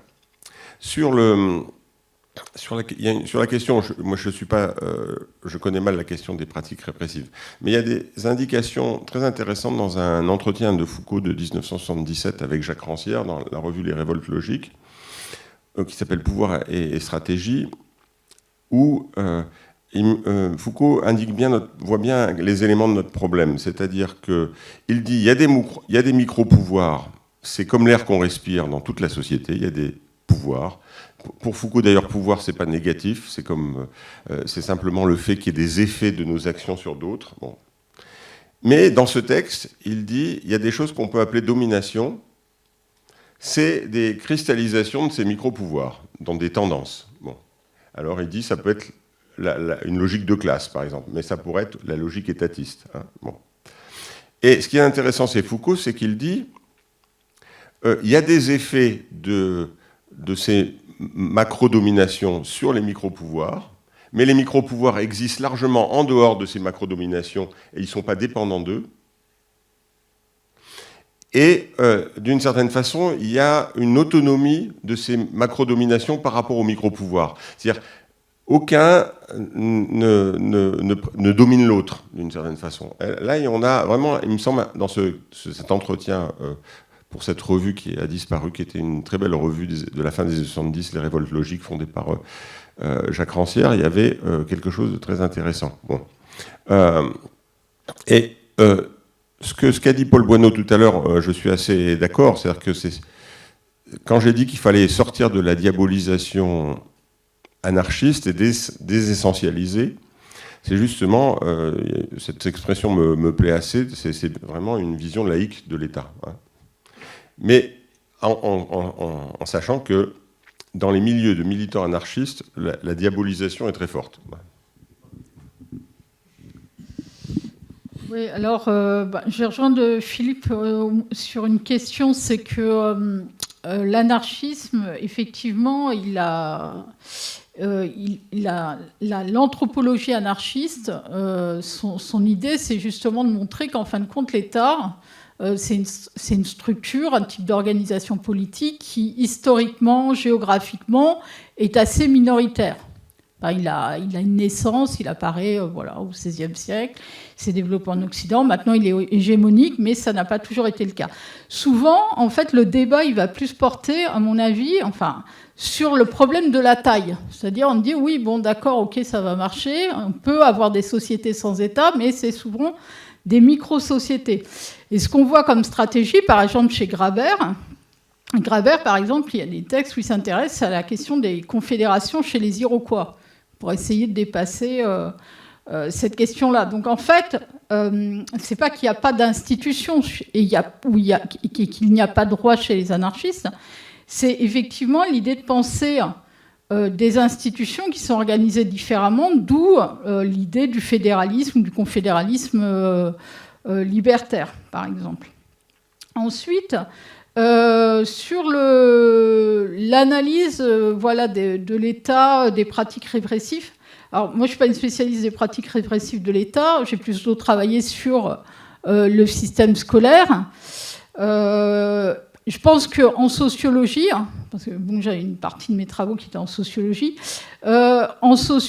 après, ça va dépendre effectivement de l'approche, du champ de recherche dans lequel on est. Par exemple, moi, le travail que j'ai mené, il a plutôt porté sur les discriminations systémiques ou les micro-discriminations inconscientes, c'est-à-dire comment les personnes, sans en être forcément conscients, reproduisent dans leur pratique d'enseignement, dans une salle de classe, ce qu'on appelle des micro-discriminations.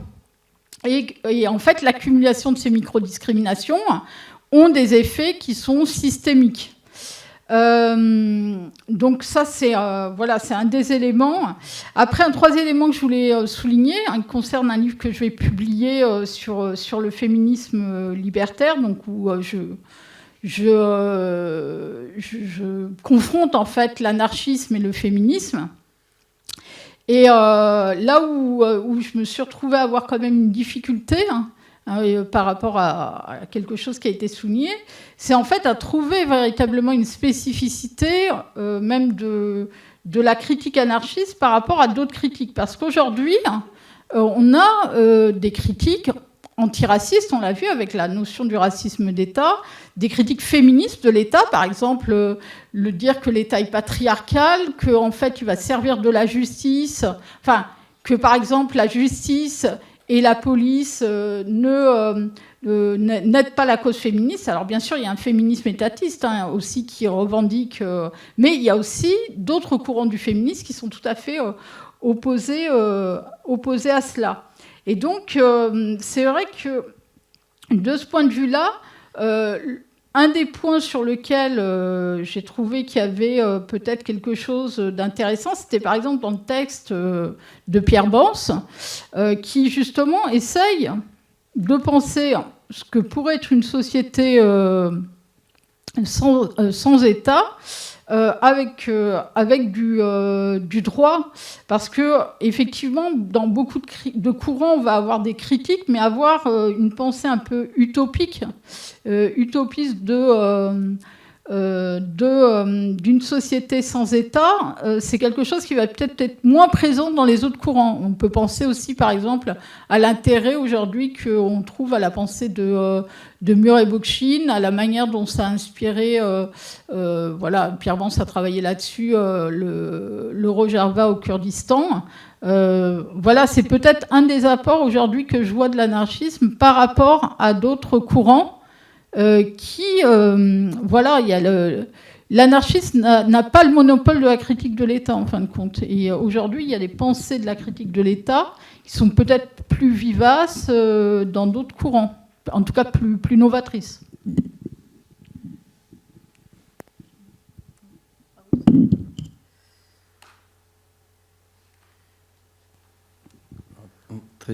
Très vite, deux petites choses. Alors, sur la question que tu poses là, sur répressive, moi je le poserais différemment. C'est-à-dire que je pense que l'action de l'État, et donc les politiques publiques, génère toujours des gagnants et des perdants. Donc, une fois quelles que soient les politiques publiques, et même instaurer un permis de conduire, c'est aussi dire qui n'a plus le droit de conduire. D'accord ? Donc il y a toujours, dans une politique publique, pour ça est-ce que c'est à la fois des récompenses, est-ce que c'est à la fois des bienfaits ? Mais en fait, une fois encore, c'est indissociable. Et donc, il y a à la fois une violence et à la fois un soutien, donc, dans toutes les politiques publiques. Donc, il faut le voir de façon plus large que simplement ce qui serait ça ou ça. La deuxième chose que je voulais dire par rapport à la galaxie, effectivement, je suis bien d'accord avec ça. Moi, je passe mon temps à travailler sur des politiques publiques. En ce moment, je travaille sur la crise financière de 2008. Je travaille sur les conflits entre la direction du Trésor, la direction du budget, la direction des finances. On parle de Bercy comme le temple de la décision, mais en réalité, il n'y a pas de Bercy, quoi. Il y a une multitude de choses. Et donc ces conflits-là, c'est-à-dire cette prétention, de même que l'anarchisme n'a pas le monopole de la définition de la critique de l'État, au sein même de l'État, il y a une définition de ce qu'est l'État qui est en compétition en permanence. Alors c'est plutôt ce qui fait donc des arènes de négociation, de discussion, et c'est ça qui rend les choses passionnantes. Et la troisième petite chose que je voulais dire, donc pour aller dans le sens de Philippe, c'est-à-dire que s'il y a beaucoup de travaux dans les politiques publiques, je suis assez d'accord sur le fait que beaucoup oublient de monter un peu plus loin, c'est-à-dire justement de ne pas voir tout ce qu'entraîne dans les politiques publiques, au-delà de chaque chose, une façon de définir la société, une façon aussi, avec des rapports de violence symbolique, de définition des problèmes, de comment on rend... comment les politiques publiques, c'est aussi d'abord transformer les problèmes, c'est-à-dire s'échapper des problèmes insolubles. Voilà, donc ça c'était la troisième chose. Et la quatrième, je voulais dire, très vite, sur la question, j'ai pensé à ça en lisant l'article sur le droit. Il y a quand même un endroit où il n'y a pas d'État, et où il y a de la production de droit, c'est l'espace international. En lisant son article, j'arrêtais pas de penser à ça, en fait. L'espace international n'a pas d'État. On a des États en compétition et aucun arbitre. Certains tentent de l'être, mais il n'y a pas d'arbitre. Donc c'est intéressant, puisqu'on y voit à la fois comment on tente de... Les droits n'existent que parce que les États se mettent d'accord ou pas. Donc je pensais à ça en permanence, en me disant, mais si, il y a peut-être des espaces à observer. Et celui-là est probablement le plus symboliquement, je ne sais pas si c'est un exemple qui plairait aux anarchistes, mais en tout cas, je le trouve, ou aux juristes, mais je trouve que c'est vraiment un endroit où il n'y a pas d'État régulateur. Et souvent, nous, travaillons sur les politiques publiques, c'est-à-dire là où il y a tout le temps de l'État, on dit on a du mal à importer nos outils dans les relations internationales, justement parce que dans la production de COP, etc., il n'y a plus d'État régulateur. Donc on est obligé de changer un peu nos outils. Voilà, c'était juste une petite réflexion au passage. D'autres questions ? Alors, si on n'a pas d'autres, moi j'en aurais une. Je ne sais pas si c'est la question de fin pour aller tranquillement vers la conclusion et puis continuer ensuite à échanger de façon moins formelle. cette question, je la pose en particulier à Philippe.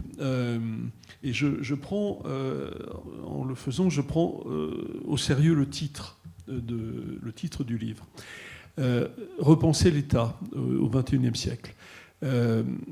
Est-ce qu'il y avait des raisons, est-ce qu'il y avait une urgence à relancer la pensée sur l'État au sein de la pensée anarchiste ou plus généralement dans l'espace public? Pourquoi ici et maintenant il fallait ce livre, il fallait repenser l'État?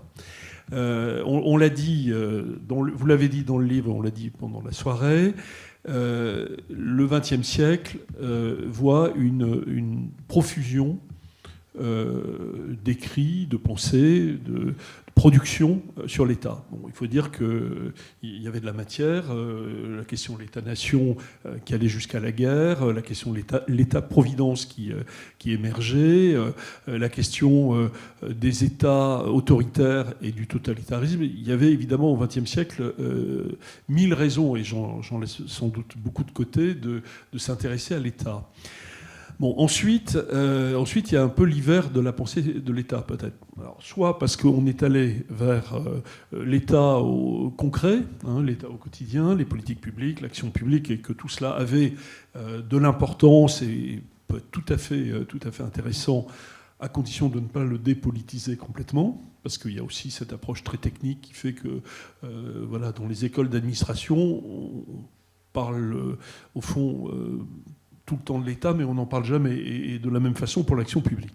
Donc il y a cette évasion de l'État vers le quotidien, le concret. Et puis il y a d'autres raisons, sans doute, qui relèvent davantage de ce qu'on appelle, là aussi depuis 30 ou 40 ans, la fin du politique, la fin de la politique, la fin de la souveraineté, enfin, plein de raisons qui évacuent d'une certaine façon la réflexion sur l'État.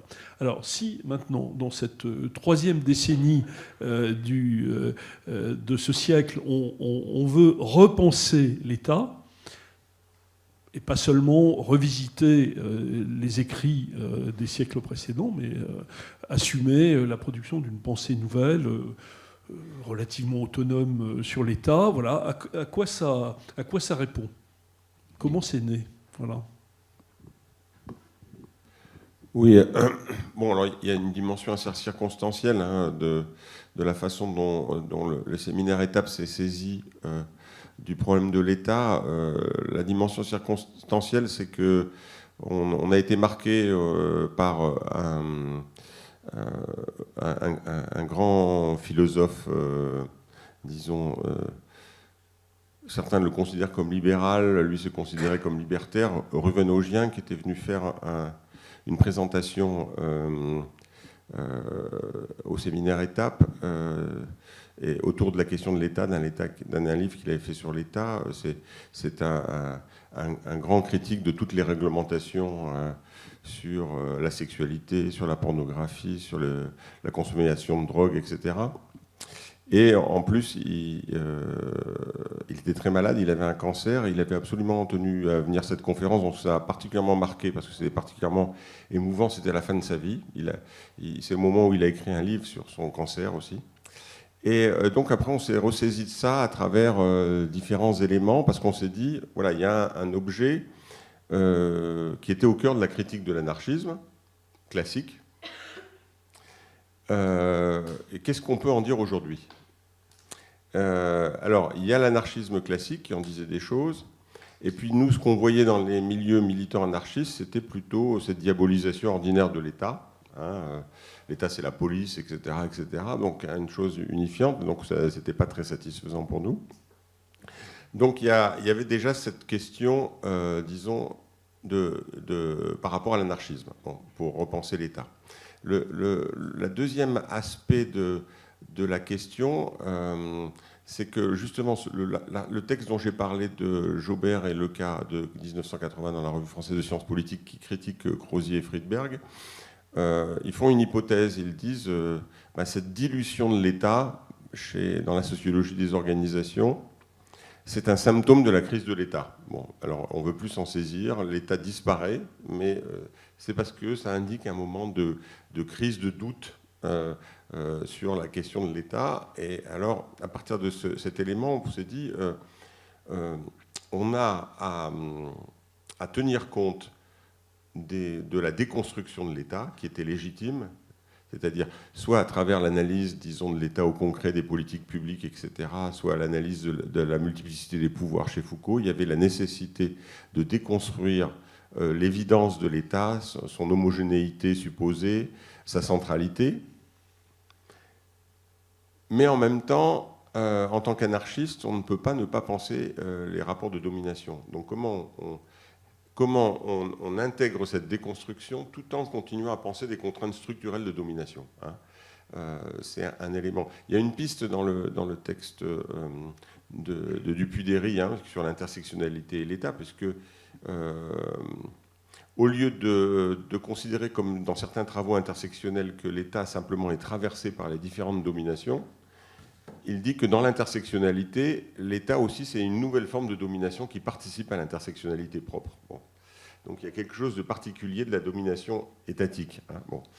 Donc on a parlé tout à l'heure d'unité-pluralité, etc. Il y avait la nécessité de reformuler. Et le dernier point sans doute, c'est que pour, disons, renouveler la pensée libertaire, il nous semble qu'il est nécessaire de, contrairement à une tendance, disons, des organisations anarchistes, à discuter avec les pensées critiques extérieures à l'anarchisme. Voilà. Donc ça a joué un rôle important, hein. Foucault, Bourdieu, etc.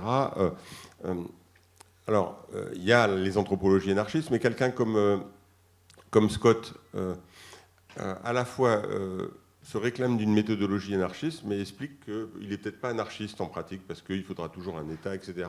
Il n'est pas sûr d'être un anarchiste normatif complètement. Pour lui, c'est une méthodologie, mais il n'est pas sûr d'un point de vue politique, hein. Donc il n'a pas la même position que de Grabert, qui se réclame encore de l'anarchisme, des deux. Bon. Donc voilà, il y avait le besoin de cette rencontre avec, dans un moment, c'est vrai, où moi, quand j'ai fait mes études de sciences politiques à Bordeaux, la question de l'État, les travaux socio-historiques sur l'État, l'anthropologie politique de l'État étaient centraux dans notre enseignement, et que peu à peu la littérature sur l'État avait disparu, c'est vrai. Et donc on s'est posé la question de faire revenir quelque chose.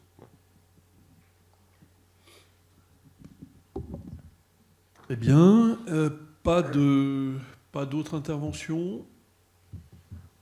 Eh bien, il me reste à vous remercier tous les trois, à vous remercier aussi collectivement.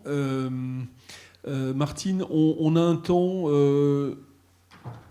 où on peut prendre un verre, c'est ça? Et ça se passe au rez-de-chaussée. Voilà. Très bien, merci beaucoup. Très bonne soirée à tous et à bientôt.